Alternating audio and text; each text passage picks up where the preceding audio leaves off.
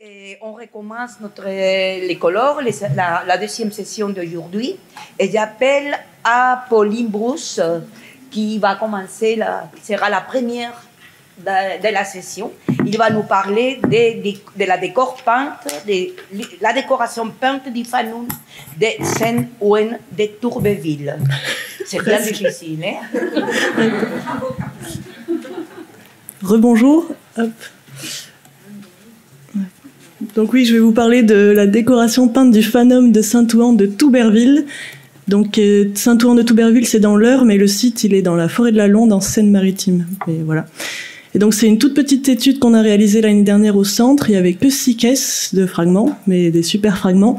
Et l'étude a été commanditée par Laurence Marlin, qui travaille au musée, qui est conservatrice en charge des collections antiques des 2 musées, du Muséum d'histoire naturelle et du Musée des Antiquités de Rouen. Et c'était dans le cadre d'un projet de rénovation muséographique, le projet Beauvoisine. Alors le Fanum, c'est un site qui a été découvert en 1896 par Power et Prévost. Vous en avez une vue ici. Le plan du site, donc on a une cella de plan carré de 6 mètres de côté, qui est entourée d'une galerie de 12 mètres de côté. Les deux sont ouvertes à l'est. Et donc le temple, il est flanqué de 2 petits édifices de plan carré de 4 mètres 90 de côté. Alors on dispose d'une documentation ancienne pour ce site. Donc Louis Develly, c'est un érudit local qui a écrit à 2 reprises dessus. Et ensuite un autre érudit local plus tard, Louis de Glatigny, qui a écrit en 1922 dessus. Et à la fin de son ouvrage, il y avait des planches qui regroupaient des aquarelles qui ont été faites par Henry Power, le fils du découvreur du site, qui représentent les différents enduits qui ont été découverts. Et donc on les a regroupés ici sur cette planche. Et donc c'était accompagné d'une notice dans ce livre qui nous a donné des informations et aussi fait un petit peu rigoler parce que par exemple donc les imitations de marbre, il les décrit comme des longues herbes. Donc il y avait quand même ils n'avaient pas tout compris. Mais en même temps, il indiquait aussi que les enduits descendaient pas jusqu'au sol, qu'il y avait des plaquages de marbre, etc. Donc c'était quand même intéressant. Donc seulement 6 caisses à 2 niveaux. Donc à l'issue de l'étude, on a pu distinguer 4 ensembles et plusieurs lots secondaires. Et donc on a vraiment 2 types de mortiers tout à fait différents, avec 3 ensembles qui sont sur qui ont le type de support type A et un 4e ensemble support type B. Alors le premier ensemble, donc à chaque fois c'est une caisse et demie, mais ce sont des fragments qui permettaient de restituer beaucoup de choses. Donc là on a des fragments qui appartiennent au haut de la zone médiane d'un décor. On a donc une zone médiane à champ noir sur lequel est disposé un panneau rouge. Donc ce panneau rouge, il est caractérisé par un édicule arqué qui est constitué de 2 guirlandes superposées. Ces guirlandes, elles reposent sur des petits entablements latéraux qui sont, eux, portés par de petits filets qui imitent des colonnettes. Sur les entablements latéraux, on a des monstres marins qui reposent. Bon, on a un fragment, mais on a restitué par symétrie. Et de la guirlande intérieure, on a un ruban qui est suspendu à nœud à coque. En coque. Donc un détail du monstre marin, on a simplement la queue ondulée à la terminaison trifide.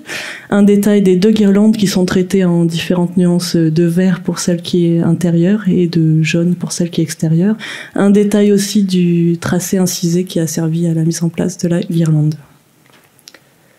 Au niveau des comparaisons, donc on a un type de décor qu'on retrouve sur quelques autres décors qui sont datés de la fin du 1er siècle et du début du 2e siècle, surtout dans le nord de la Gaule.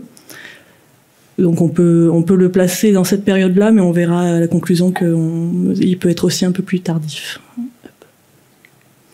Alors l'ensemble 2, en fait il y a 3 groupes, mais donc ça fait partie du même décor, mais on n'a pas su comment relier les motifs les uns par rapport aux autres, parce qu'à chaque fois donc c'est juste une caisse de fragments. Donc le premier groupe, c'est sur un champ blanc donc de zone médiane. On a un panneau à édicule qui est constitué d'une bande verte et qui est bordé à l'extérieur par des filets rouges qui soutiennent un entablement jaune qui est mouluré et qui est décoré aussi d'une petite frise de petits carrés et qui deviennent parfois des petits ronds. Ça marche pas? Et à l'intérieur du panneau, donc on a un encadrement ici qui est traité par des petits filets juxtaposés et qui est rehaussé de petits croisillons rouges. Et donc, on le verra aussi après, mais ça fait référence à tout ce qui est encadrement de mouluré, stuqué. Alors, le deuxième petit groupe de cet ensemble, c'est encore un petit entablement, donc peut-être un petit panneau, mais on ne sait pas vraiment. Donc, en tout cas, un entablement qui est porté par des petites colonnettes rouges, un entablement violet qui est rehaussé de petits filets rouges. On a aussi un fragment qui montrait qu'il y avait un animal ou quelque chose qui reposait sur l'entablement. Et cet entablement est associé à cette bande verte qui est bordée d'une bande rouge de part et d'autre. Le troisième groupe de toujours ce même décor, donc certainement situé en zone inférieure, donc ce sont des imitations de marbre. Il y avait au moins 3 types de marbres différents. Et toujours pareil, ces panneaux compartiments qui sont bordés d'un encadrement qui fait aussi référence à des moulures en stuc. Donc le même traitement que pour le premier groupe.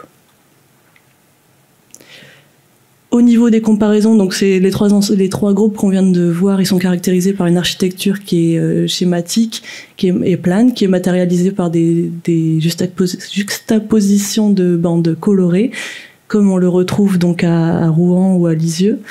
Et donc c'est plutôt représentatif du début de la fin du deuxième siècle, de la deuxième moitié du deuxième siècle. Pardon. Alors l'ensemble 3, il y a vraiment quelques fragments, dont cette petite plaque. Et donc vous avez sur un fond nuancé vert à bleu un personnage représenté de face qui est nimbé. Alors certainement peut-être un personnage féminin parce que la carnation est assez claire. Elle porte une tunique verte ici. On ne sait pas si c'était, là je l'ai restitué comme ça, mais c'est juste une évocation.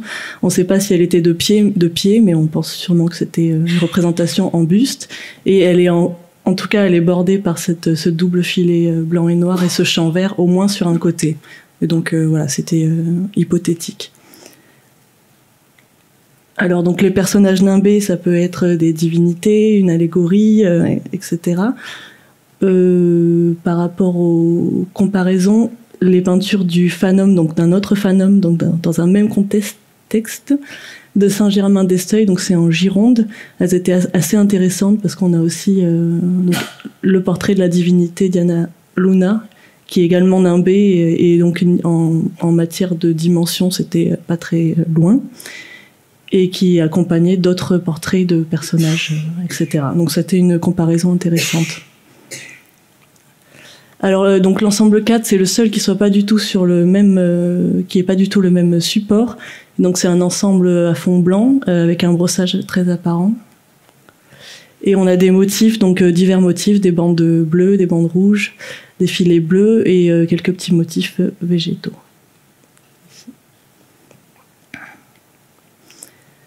Alors, en conclusion, moi je vais lire du coup. Ce petit ensemble de fragments, malgré son aspect résiduel, a permis de donner un aperçu de la décoration peinte du Fanum de Saint-Ouen de Touberville.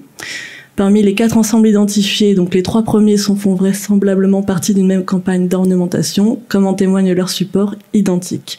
Ils présentent des thématiques déjà observées dans des contextes d'architecture publique et cultuelle, à savoir la représentation d'architecture fictive et les portraits de divinités. Cependant, leur composition présente des caractéristiques qui les écartent chronologiquement. Le style pictural étant un indicateur chronologique, qu'il faut considérer avec prudence. On peut émettre l'hypothèse que la composition de l'ensemble 1, très répandue, donc celle de l'édicule arqué, ait perduré un peu plus longtemps, ce qui permet de proposer une datation de ces 3 ensembles vers le milieu du IIe siècle. Enfin, il faut retenir que la variété des décors indique des provenances diverses, toutes ces peintures ne pouvant pas appartenir uniquement au mur de la cella, mais pouvant venir également des petits édifices latéraux. Merci de votre attention.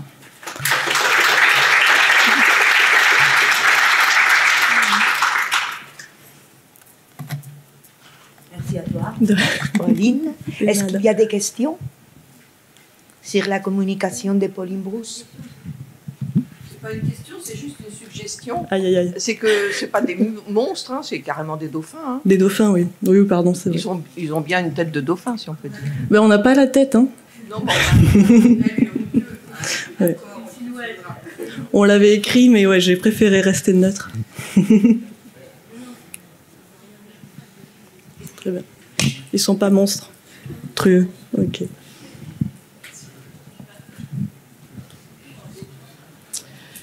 Merci Pauline. Moi, j'ai deux questions. Donc tu disais qu'il y avait des zones inférieures en plaquage. En plaquage de marbre. Où ça? Alors, dans les textes, c'est pas clair parce qu'ils utilisent le terme en place, mais en fait, c'était pas en place, c'était pas réellement en place. Donc, on sait pas vraiment d'où préviennent. Alors, les vrais plaquages, oui, pardon, les vrais plaquages, c'était dans la Cella, selon les textes. Ouais. D'accord. Ouais. Et il indique vraiment que les enduits donc descendaient pas jusqu'au bout. Donc ça, c'était l'information qui était fiable. Mais, parce que dans la publication, il y a aussi le reste du mobilier et il me semble qu'il y avait un peu de marbre publié. Dans l'ancienne publication de Glatini, du coup. Voilà. Ok.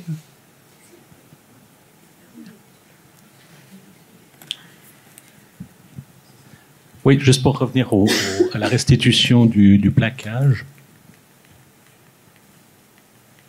Oui, le numéro 60, là, en fait, tu as des filets qui forment des espèces de cartouches dans l'encadrement, ou bien il y a une complexification du système. Tu parles des petits filets rouges ou des deux petits filets perpendiculaires à la linéarité du motif. Oui, ça. Oui, c'est ça. Oui, mais au coin, ça se complexifie en tout cas. Oui, oui. Mais voilà, donc. C'est compartimenté, on va dire. C'est compartimenté, mais on n'avait pas le rythme. Là, c'était un peu une évocation parce qu'il n'y avait vraiment pas grand-chose. J'ai pas compris le rythme des bagues. D'accord. Mais en tout cas, au coin, c'était... sur le 50, tu en as 3. Oui, tout à fait. Oui, c'est tout à fait clair. D'accord. Oui, c'est étrange, mais si tu veux... Alors ça, on a aussi... tu l'as sur le... Là, tu l'as bien, l'angle, ici. Voilà. Oui, c'est celui-là qui nous a indiqué, les 3 bagues. Ouais. Et puis c'est pareil, dans le premier ensemble, il y a le même traitement. Voilà. Bon, les bagues sont pas au même endroit, mais Oui, voilà. là, juste dans la frise, tu as une alternance, sans doute. Hein. Oui. Tu auras des entablements avec les petits carrés, puis d'autres avec les petites lunules. Avec les petits? Les petites lunules. D'accord, ok. Ouais. Oui, certainement. Oui.